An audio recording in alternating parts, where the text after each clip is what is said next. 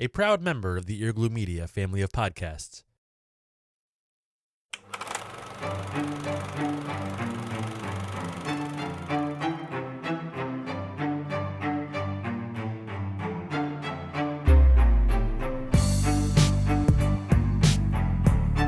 All right, it's time again for another episode of the Film Appraisers. It's the podcast that evaluates your favorite films. Each episode, we discuss a film and then we praise it. Each of the following categories: narrative, music, technique, uniqueness, and longevity. Each episode can receive a maximum of $20,000 for a possible $100,000 for the perfect film. And then we'll see where it stands next to the classics and other films brought to us by guests or listeners. Today, we're doing our Christmas special, and we've got two films in particular that we want to talk about: Batman Returns and Jingle All the Way. My name is Josh, and this is episode 29, Bat, Cat, and Arnold. So here he is with us, your senior appraiser, and let me see if I can do this, my number one customer, Joe Kane. Your Arnold has... That was It awful. needs some work. It needs some work. Awful. But We need Will on here to do an actual Arnold Arnold impression. look, depending on how far into this glass of whiskey I get, you might get a pretty serious Arnold by the time we're done here, all right? So that's why I'm saving. Fingers That's why I'm crossed. saving Jingle All the Way for towards the end, second half. so that It's a you good can move. Get your eggnog flowing there. Listen, I pounded a coffee and I poured a big whiskey, so let's see where we end up. All right. What about Todd? Is he there with you, sharing a glass? No, I called this dude, right? And I have no idea where he is. He answers, he's breathing heavy and just in rhythm. Dasher, Dancer, Prancer, Vixen, Comet, Cupid, Donner, Blitzen. I have no idea what he's doing. Oh, you have seen this movie a lot of times, haven't you? Lots. Way too many. We hinted at it in our last episode. We previewed a little bit of the Christmas special. Last year, we talked about a bunch of different films that we watch this time of year. Usually starts around Thanksgiving. Of course, it goes through Christmas. And there's all these I want to say the word staple. I feel like I use that word a lot. It's just a staple in the films that we watch this time of year. Now, the one we're going to talk about today from Joe is most definitely your favorite Christmas film. But we're going to start with Batman Returns. That was the one that I picked. And I'll be honest with you. I'll be honest with you. The only reason why I picked that is because I just wanted to watch it. That's it. It's like Billy Madison. Right? He says he drew the blue duck because he's never seen one before, and he wanted to see a blue duck. I just wanted to watch it. That was it. I just wanted to watch Batman Returns. I should have picked Billy Madison. It's not even a Christmas movie, but it would have been better. Yeah, it's not horrible. No, it's not. What is it? What would you call it? It's fine, right? I'm gonna be honest. I don't know that I'd go all the way to fine. Sub fine? Is that a new category for us? Sub fine? I think it's all right. Like the high pitch, all right. It's all right. Well, let's see. Let's talk about where this movie falls with me and kind of my history with it. So 1989, when the original Batman came out from Tim Burton, I was all about the hype. I begged and begged and begged my parents to take me to see it.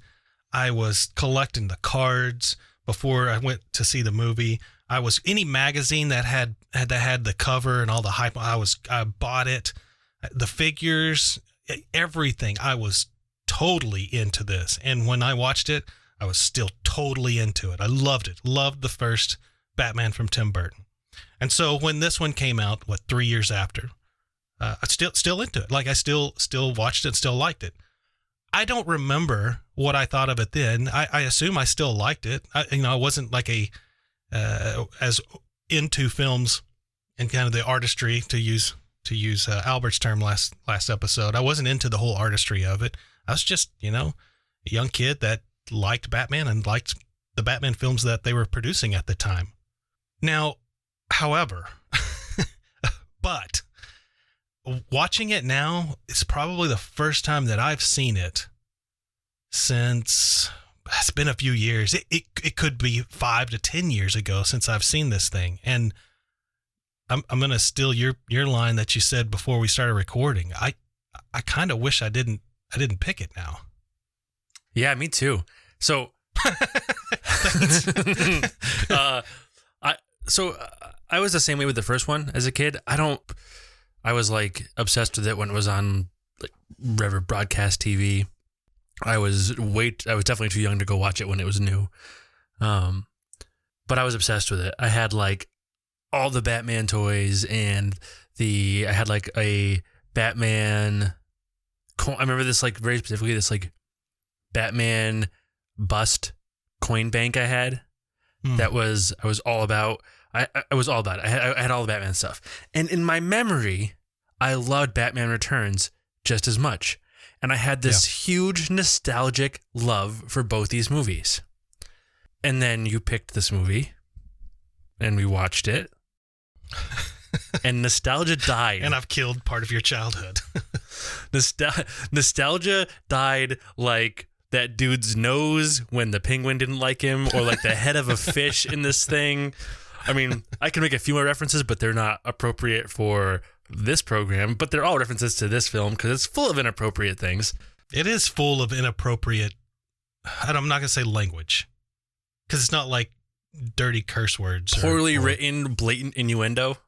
Like on the side of innuendo to where it's not even an innuendo. It's just blatant. Yeah, they're rough. The statement. It's just, it's odd. I was surprised when I heard, dude, there's like 3, and they all come from the Penguin. There's like 3 or 4 that really stand out when you rewatch this. It's also long. It's also like I think that the length of this plays into it because it was boring. Like I was bored. Yeah. It dragged on for what felt like an eternity. I feel like you could probably cut 45 minutes out of this film and pick up the pacing and it would feel better. Yeah. Did you feel it was darker than the previous Batman before it, like the 1989 version? I felt like they were shooting for the same tone, but they missed. Right? I don't think they went into this thinking, I want this to be darker. I think they thought it was going to be lighthearted and fun and silly, but the Penguin, not lighthearted, fun, or silly. I think there was really big shoes to fill for the bad guy position in this film, and they missed wildly, and the film just felt flat and dull. And I mean, honestly, I feel kind of bad for Keaton because he was so good in the first one, and he's really not bad in this one. It's just a way worse movie, and I think that affects his lineage in the Hall of Batmen. I think the studios probably felt it was a little too dark, but actually that's not true. I don't think it was the studios thought it was too dark. I think the people who were sponsoring the franchise thought it was too dark because we see a wild tone change after this one. Wild tone change. And so the rumor was that the filmmakers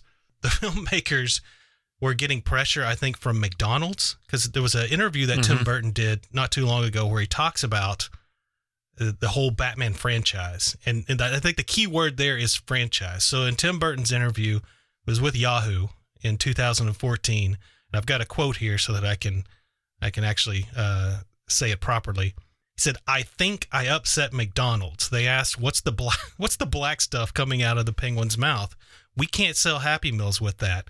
And so Burton says it was just this weird reaction to Batman Returns because half the people thought it was a little lighter than the first, and the other half thought it was darker.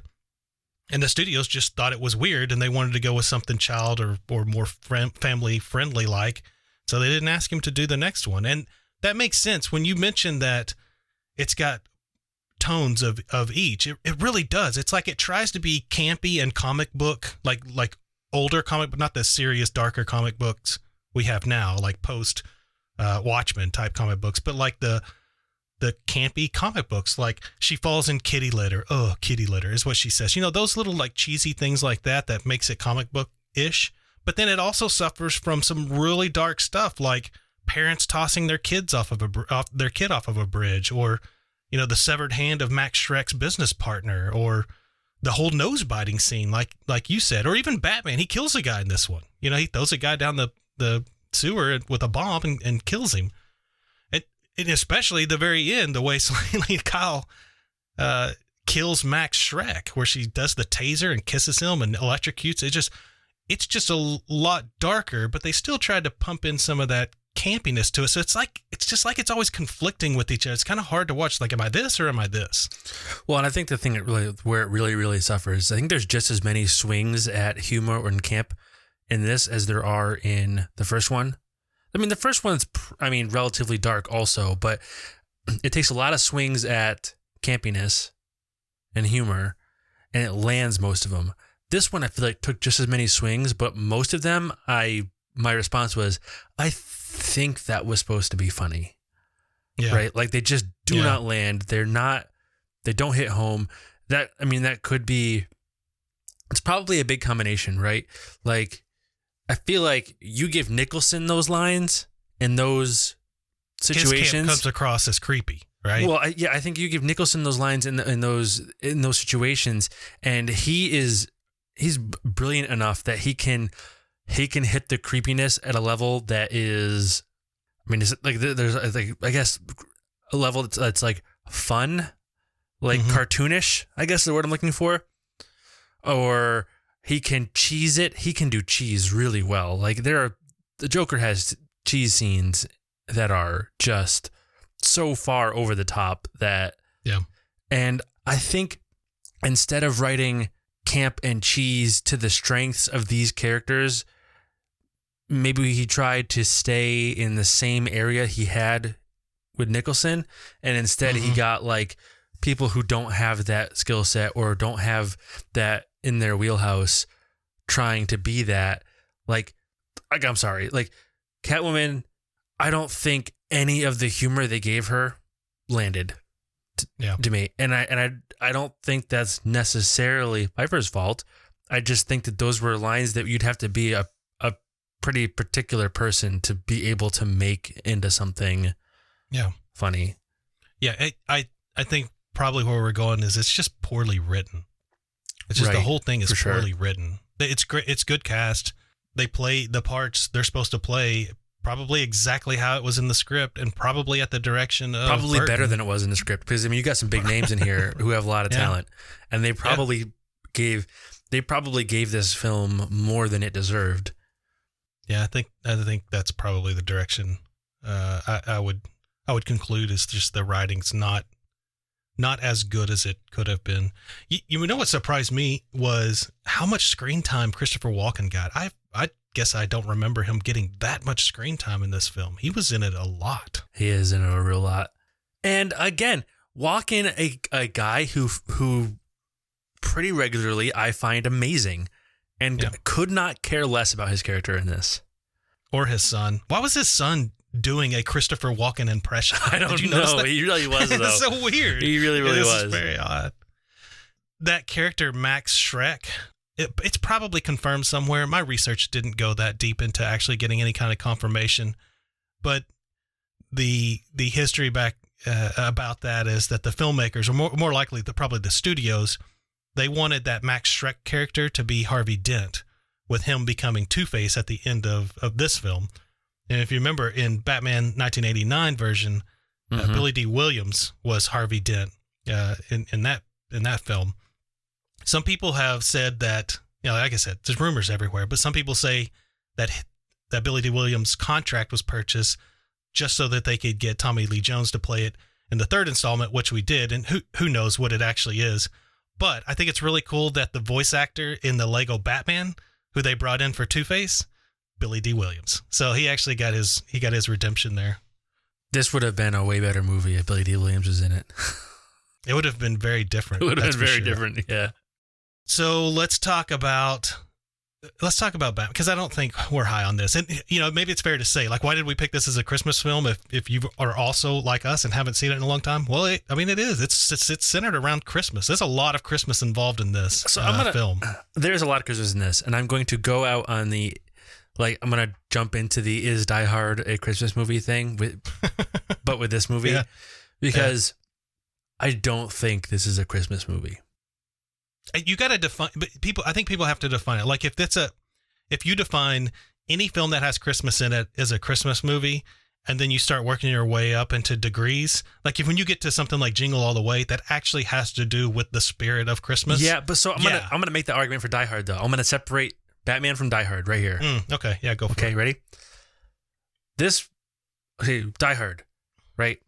Sure, it's full of terrorists and guns and bombs and all that stuff, but at the start of it, if I took all that out of the description, right, and just gave you a brief plot outline that was a couple separates because of work, the wife takes a big corporate job across the country, and on Christmas, the father travels across country in hopes of reuniting the family and makes the same mistakes he's made before, and then at the end of the film has a big reconciliation and learns a lesson about what's really important.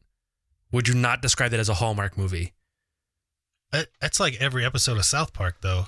Right? Yeah, right. But it's every Hallmark movie, right? It's every Hallmark Christmas movie, right? Yeah, that's fair, right? There's like you have that like he gets the Christmas spirit thing in Die Hard, even though it's not in the forefront. There's at least like that Christmas movie template kind of lays onto that film and lines up with plot points.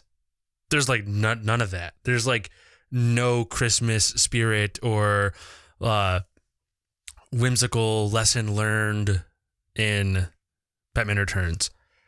It's except for the crappy writing where at the end they tried to shoehorn some Christmas into it, and he says goodwill towards men and women. You know, it's just a cheesy line at the end. Yeah. It's like they tried to shoehorn in a little bit of Christmas where they could. Well, let's do this instead. I wasn't real satisfied with the actual watching of Batman Returns, but I know what can start a nice conversation, and I say conversation and really mean argument in Discord. I say argument's not fair. We don't argue. We have some very heated, enthusiastic animated discussions. So let's talk about the age-old one, and it's a good one now because we have a lot of them. The actors that have played Batman. I want to get your take specifically on your favorite Batman and why he is the best Batman, and then maybe if you want to talk about which that might dovetail a little bit into the actual film he's in. This might cross over, but specifically like who's the best Batman, and maybe the franchise or the trilogies or whichever director did the films for Batman. That's also your favorite. Well, like if we're counting everybody who's played Batman, I'm gonna go with Kevin Conroy, who does the voice for the animated stuff, because the animated Batman. Like, have you watched much of the animated DC films? I have watched when they did that first wave that they did. I own like the first 2 or 3. I think right up to like Son of Batman. I have not seen the last couple, and I haven't seen the Killing Joke either, the one they came out with just a couple years ago. They are all so much better than anything DC has put on screen, like even live back action. to like Mask of the Phantasm. Even that one is still really good. So good. Well, but if we're talking live action, I mean, it's hard not to just default to Christian Bale for me, and mostly because, and I'll tell you, if Keaton had more chances at better films, I think it would be him. But he didn't have that, and unfortunately for him, so I can't give it to him. I think if Ben Affleck had a chance at a decent script, even just once, he might make it into the conversation, because he does have that, like, the older Batman from the comics. He'd like trying to think. I'm not super familiar with the comics, so I can't think of the run, but he does have that like kind of older, experienced Batman kind of feel, and he just got terrible movies, and because of that, he's not really in the discussion. And who else are you gonna pick? You're gonna pick like Clooney or Val Kilmer? Like, I don't know about that, man. Or Adam West. Maybe we got to categorize these, because you have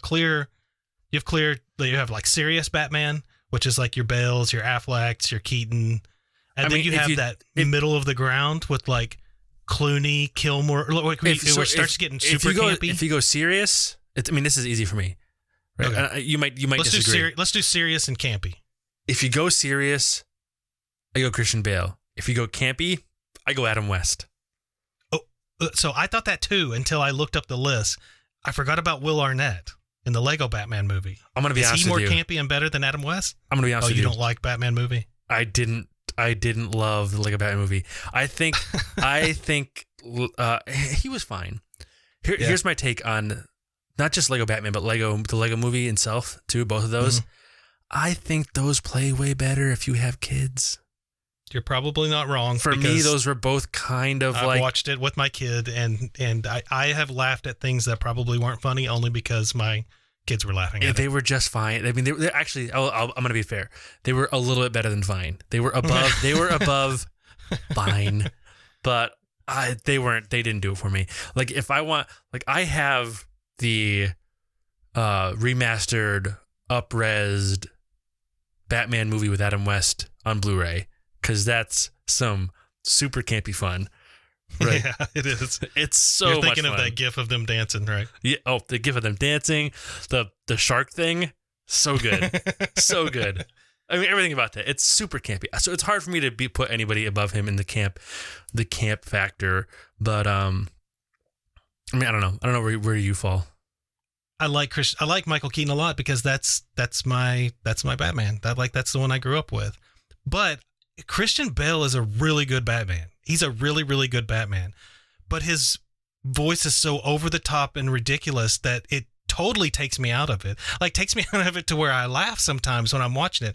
And I love The Dark Knight, and I love Batman Begins. I love the whole Nolan trilogy of Batman. I think it is superb. But I'm going to be honest with you, his voice is silly. If you took Christian Bale and put Kevin Conroy's voice, forget about it. So that's it, right there. Like I said before we were recording, when I said that Kevin Conroy is the only one I didn't have a complaint with, right? That's it, right?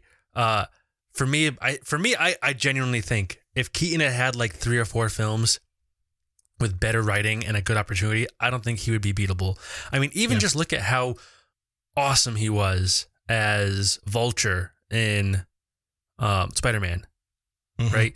Or even how great, I mean, I know there's a lot of criticism of the film because it does have some weak points, but he was really great in Birdman too, which was basically a Batman, like a story about the guy who played Batman, right? Right. I think he would have easily taken the cake, but he didn't have the opportunities. So my complaint with for his Batman is that like it was flat. Also, my complaint with his Batman, this is not his fault at all.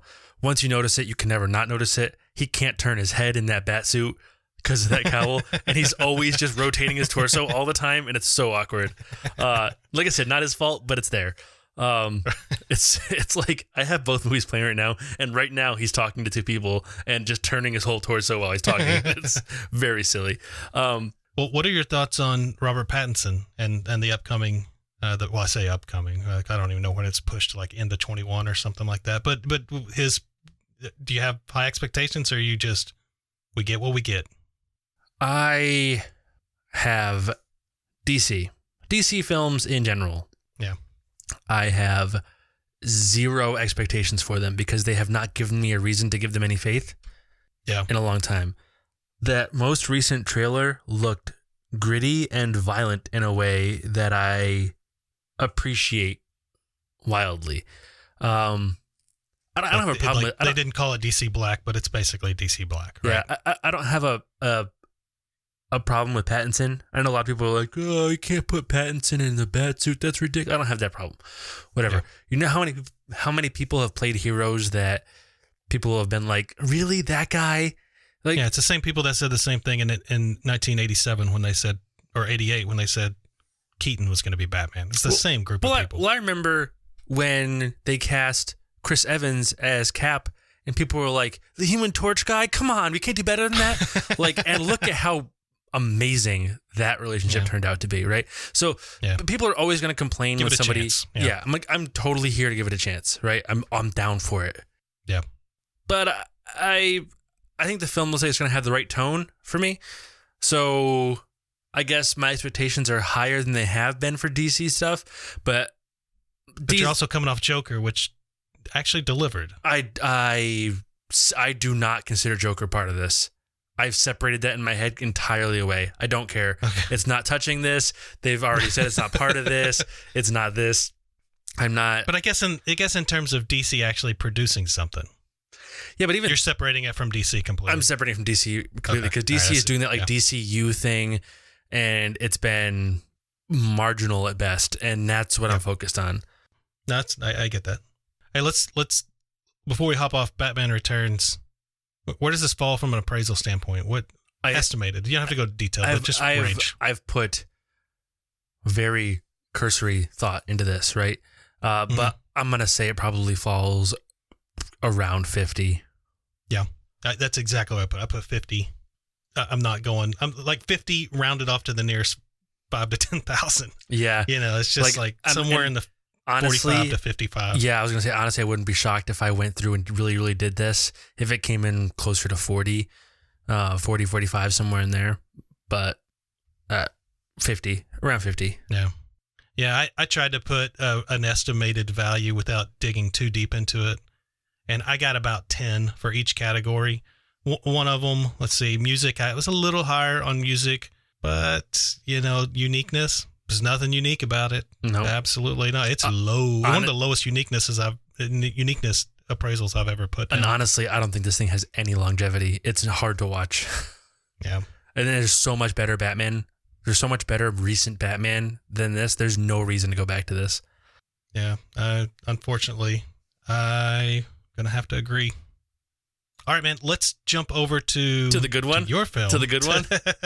To the one that. It's been a while since I've watched this one. It really has. But I'll let you take it. I'm not going to steal any of it, but I left the film with a smile.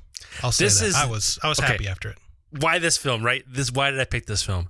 This is a fun movie, dude. It's just fun. It's stupid and it's silly. And if I'm going to have to sit through some Christmas sentiment and take my Grinch pants off for a couple hours, I want it to be fun, right? I don't want it to be like sappy and saccharine sweet or any of that. It's just dumb and fun. I mean, Phil Hartman, like there are so many scenes in this that are just hilarious. I love Phil Hartman. Phil Hartman is so funny. I mean, even Sinbad's funny in this. Arnold actually solid comedy chops in this, right? Yeah. It's just the whole thing is funny. It's really rewatchable because there's a lot of like dumb gags that that just kind of land every time you watch it, because like it's not so much the shock of it that makes you laugh, right? So you still get the laugh. I mean, I've laughed. Also, if we were talking longevity on this one, man, oh man, did this, like the search for Turbo Man hit home right now while I am frantically refreshing PS5 sites everywhere, right? Like this, yeah, like that's funny. This is like a never-ending problem. I love the way like there's a couple of spots in this that for sure always make me giggle, and I do. For those of you who have never watched a movie while I'm drinking with me, I straight up giggle. So you're welcome for that. But like the first time Arnold says it's turbo time when he's talking about the doll, and he goes, "It's turbo time." I laugh every time at the way he delivers that. It's funny. The like when Sinbad gives the cops the bomb he thinks is fake, and then it blows up, and he just goes, "Man, there are sick people in this world. That was really a bomb," and then runs away after blowing up a bunch of cops. Like how remorseless could you possibly be? Like, you don't know if they're all right. You're not gonna go check on them. What are you doing? His over the top is really effective in this film. Like his portrayal works well for this film. And the one thing that had me cracking up, and I don't know if it's how well it holds up. I'm pretty old soul here, but the way he was always claiming racism is really funny. It's like, man, this is what Jesse Jackson was talking about. Or like when that crowd of people had dogpiled him, he's yelling, Rodney King. Like it's just ridiculous. And it's supposed to be funny. Like, you're not supposed to take it serious. And if you look at it in that term, it's, he does have some pretty good lines. Also, I have a question. I want you to tell me if you think that I am reaching too far on this. I think there is a really solid Conan the Barbarian reference in this film. Really? Yep. Okay, where's it at? Okay. When was the last time you watched either of the Conan movies with Arnold? Oh, gosh. The 80s? Okay. Maybe. I'm a big fan of those. So one of my favorite things, like my group of friends and I, one of our favorite things, and I've told you about this. I don't know if I talked about it on mic before, but I've definitely mentioned it off mic, is we have these like B movies and beer nights where we watch like old action movies or crappy newer movies, and we have some beers, and the Conan, like all of Arnold movies are frequent on there because those Arnold movies are so much fun when you're drinking or just like hanging out in a group and having a good time. Conan does something in both of those films, the exact same thing, almost the same exact scene in both those films. And he gets angry and punches a camel and knocks it out. Oh, gosh. In both those movies. So that made me actually think of Blazing Saddles. I've got in my notes here, I organized it after I got through watching it. I organized my notes a little bit, and I noticed I had like 3 or 4 things that I said I laughed really hard when, so I just put them underneath I laughed really hard category. And one of them was when Arnold punches the reindeer. I don't know. I just think it's hilarious. It's like Blazing Saddles when Mongo punches the horse. I just think that's hilarious. I don't know that it is. I might be reaching, but I really think, I mean, it's almost even the same camera angle as the first Conan. It's a different camera angle than the second one, but I really feel like they were like just like it was like a subtle wink and nod to Conan. Maybe. Yeah, I think that, I mean, right now I'm watching. I've got him up right now. He is in the warehouse of Santas, and he just started the big fight with the after realizing that they're trying to sell him a Spanish broken Turbo Man, and like the Santa with nunchucks just did the flip and he's now spinning the candy cane nunchucks. Like, this movie is so dumb.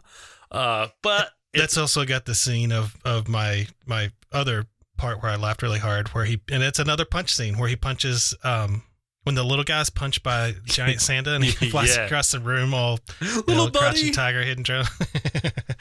So there's actually some pretty good scenes. Like when you get to about 30 minutes into the film, it really hits a stride where there's some really funny parts. I mean, the whole thing's funny. Especially if you're in the right mood for this kind of film. But there's a stretch of scenes where like about 30 minutes into it where I think it's where they find out the store's all the way across town, and somebody has some Turbo Man dolls that just came in. And when the store manager's doing the lottery, he says, we still have Turbo Man's pet tiger in stock. And Sinbad's going, we don't want him. We don't want him. That's a really good part. And Sinbad also gets another good line when they toss all those lottery balls up in the air and Arnold's yelling and they've all kind of dogpiled and Arnold's yelling, he got 2, he got 2, he got 2, he got 2. I laughed way harder than I should for that line. Let's be honest. Arnold's got some pretty decent comedic timing in this film, but 90% of the laughs because his accent is so dumb. Yeah. Oh man, it's pretty good. I did enjoy it. I love the part that's on right now is the cops are in there, right? And he grabs that horrific toy badge and pretends he's a detective, and the cops just believe him. Yeah. Yeah, I mean, this is why. This is why I like this the most, because, right, the standard MO for Christmas movies are like overwhelmingly like unreasonably sweet love stories, or someone learns a lesson. I mean, even like the classics are like the It's a Wonderful Life, and like those, like they all kind of follow the same format. And I know I've mentioned this kind of last time too, but like I've seen the Christmas movie format way enough times. I don't need to see, I mean, especially, oh my God, especially the Hallmark films where like every one of them is like an ambitious businessman or plug X into Y equals C.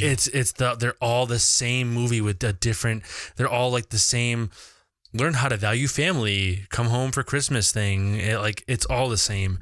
And this one, and it's not the only one, but like I mentioned with previously with my fondness for Arnold, this one is just really, really funny. Another spot in this that always, always, always gets me to laugh, like a hard out loud laugh, is when he says like, "Look, Dad, Jamie's dad is Turbo Man," and Phil Hartman goes, "Let's get out of here." Like covered in eggnog after hitting Turbo Man's wife, Arnold's wife, right? The look on his face, and he's like, he grabs him and he like almost picks him up and carries him away. It's like, and Phil Hartman, like clearly having intercourse with every wife on the block, yes, right? The whole time. He's definitely making the rounds as a single dad. Newly single dad. Yeah, it's just, his character is really funny too. I don't want to knock the guy. I don't want to knock him because he was a kid at the time. All right. But can we go ahead and just call the acting from Jake Lloyd from The Phantom Menace? That wasn't a fluke, right? The bad acting in The Phantom Menace was not a fluke. It's consistent, I mean, right? let's be real. Like, I have been impressed with acting at that age like twice ever. Right. Yeah. You know, it's just, that's what I said. I don't be hard on him because he's a kid, but it's pretty tough. And you know, in both those films, they gave him a lot of lines for a child actor. Yeah. But I saw this and it made me think of you. They did give him a pretty sweet room. The mural on the wall with the Captain America. Yes, sir. I started to wonder, like, how much of this movie do you really like only because of the kids painting in his bedroom? It's a very minimal amount. That's pretty remarkable.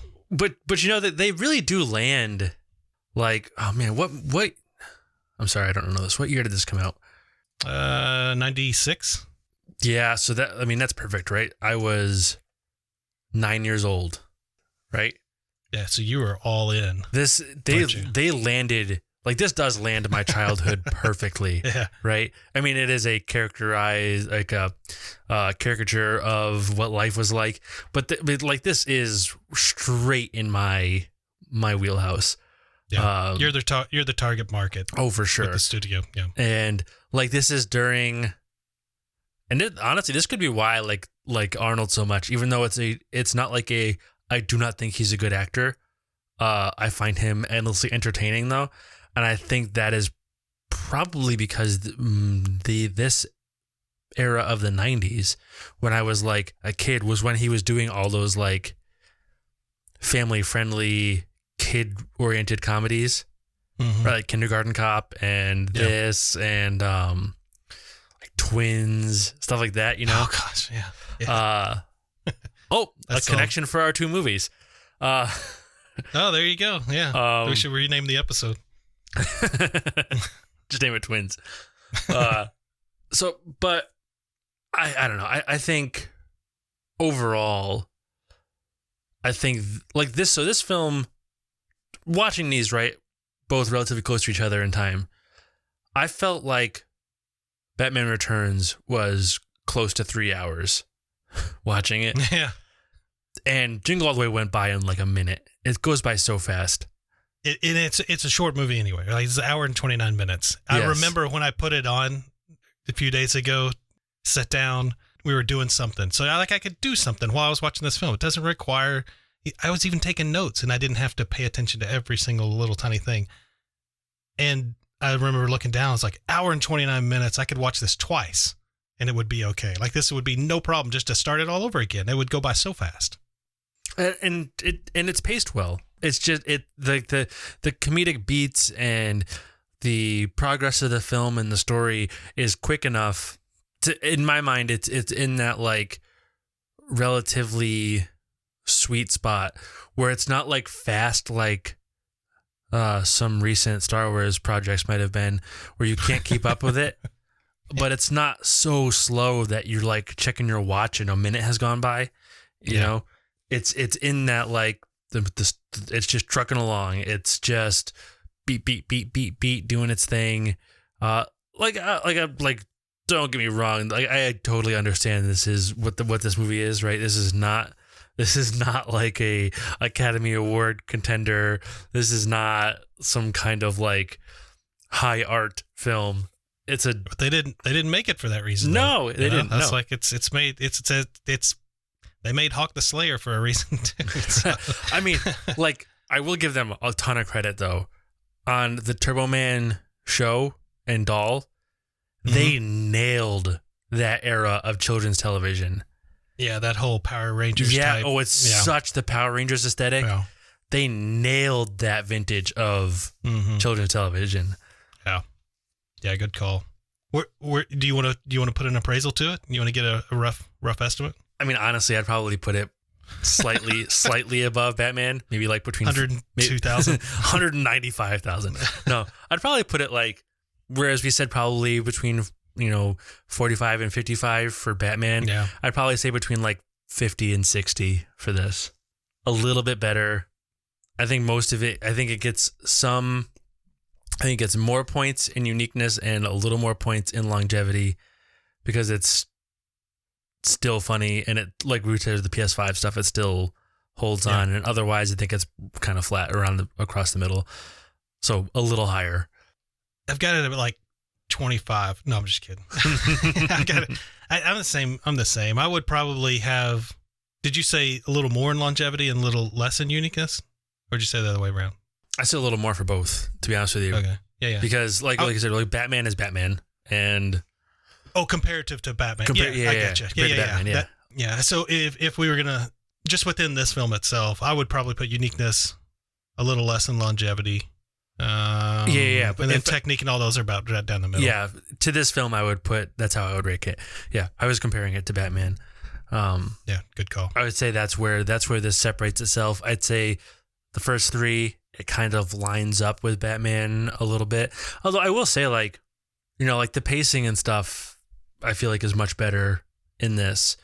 So it might take some more points there. But overall, it's not leaps and bounds. It's not $30,000 above Batman. It's a couple grand above. I agree with you. But both very, very well. I wouldn't say both. One, a good watch. The other, that's a little disappointed. So, to summarize, well, hey, let's listen to a soundbite for what we're going to do in the next episode. Next episode, we're finally getting back to reactions, and why not do a reaction? We haven't done a proper appraisal since Halloween, so why stop now? So go ahead and let's hit the soundbite and let's see. We teased it last episode that we were going to do a reaction to a film that was supposed to be one of the big box office draws for the year. Let's see which one that is. Yeah, let's do it.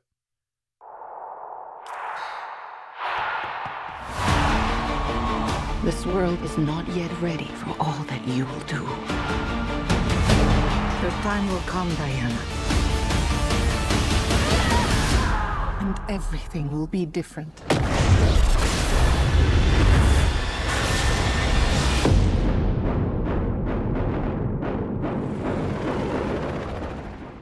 All right. I mean, I'm satisfied. Yeah, I have some catching up to do, though. That's going to be cool, and I think this is also going to be a good way to kick off like a little discussion in that about how we're changing how we see movies for all of next year.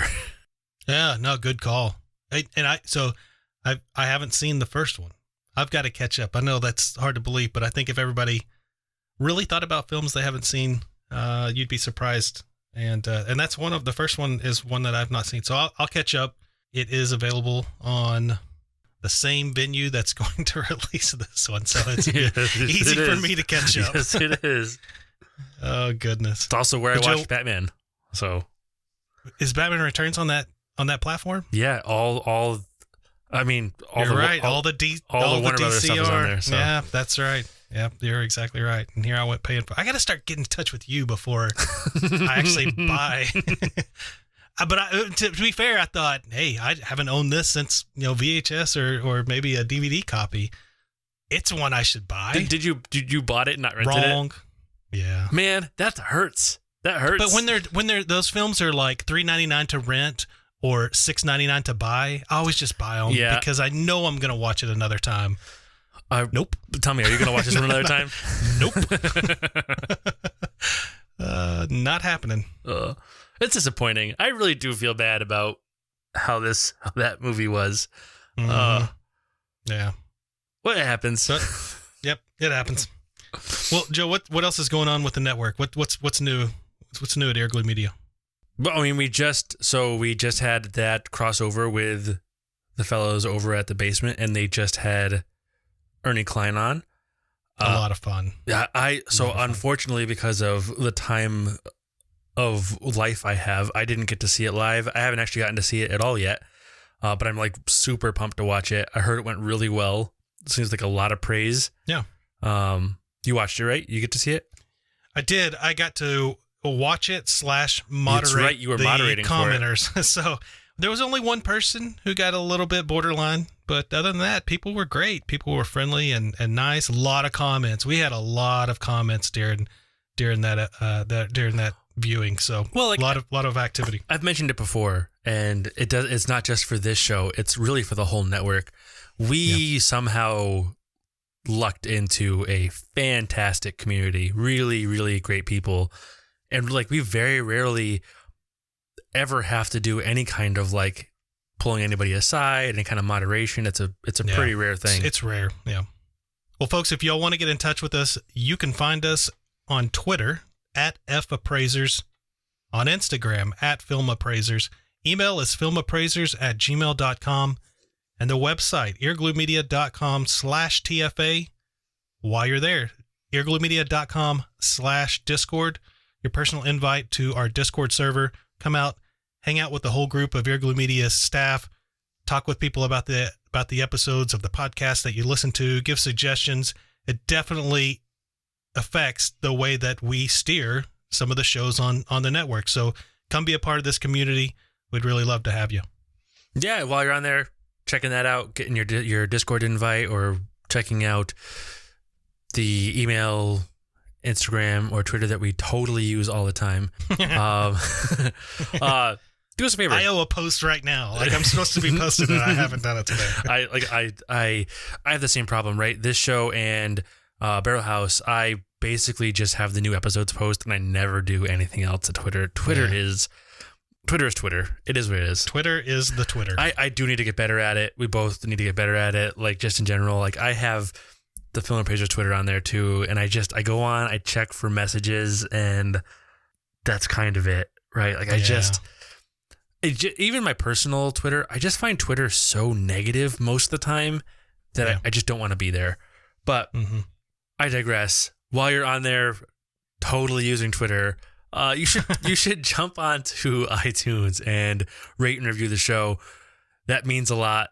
It's super appreciated, and it goes a long way towards helping the show. It goes a long way towards giving us feedback that we need to hear. So we appreciate it.